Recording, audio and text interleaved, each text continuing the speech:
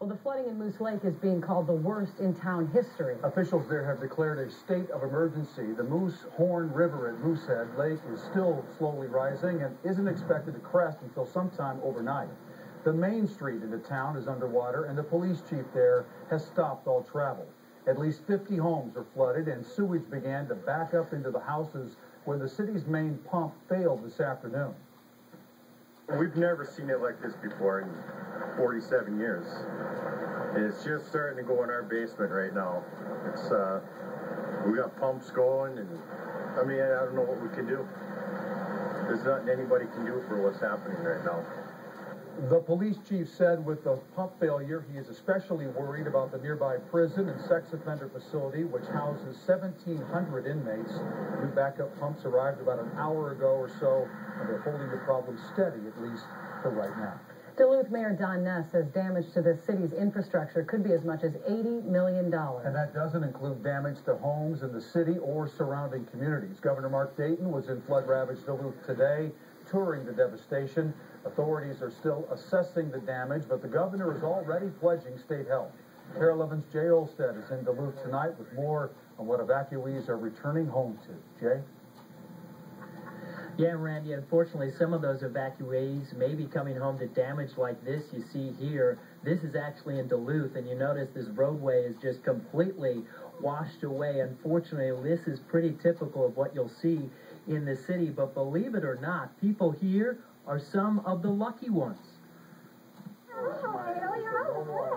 Just outside the neighborhood of Fond du Lac near Duluth, I'm just glad to be safe, and my kids are safe. stands the Lamphere family, glad to be leaving the home they've known for the last 2 years. It was scary to have the fire department come to your door and say, you need to leave now.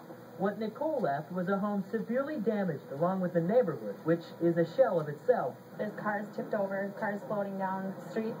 There's cars in the river. There's garages torn apart. It's crazy. In some spots, by road is almost impossible to get to. By air, it's implausible to look at. Farther north in Duluth at Whole Foods Co-op, part of the parking lot is gone and the 18-foot retaining wall has collapsed. Today we're just trying to pick up debris. The wall fragments, Versalock scattered all over the parking lot. The roadways aren't too much better. Some are closed, others non-existent, looking more like a river of concrete. It's hard to understand the power of water until you see something like this. I'm standing on a sewer grate here on Vermilion Road. As you can see in front of me, parts of the street have dropped about 10 to 15 feet with chunks of jagged concrete sticking out. It's typical across the city. There's probably 50 to 75 places that look like this. A mess.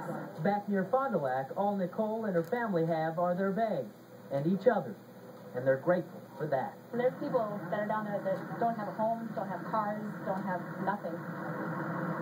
It's just, words can't even express. I mean, it's hard.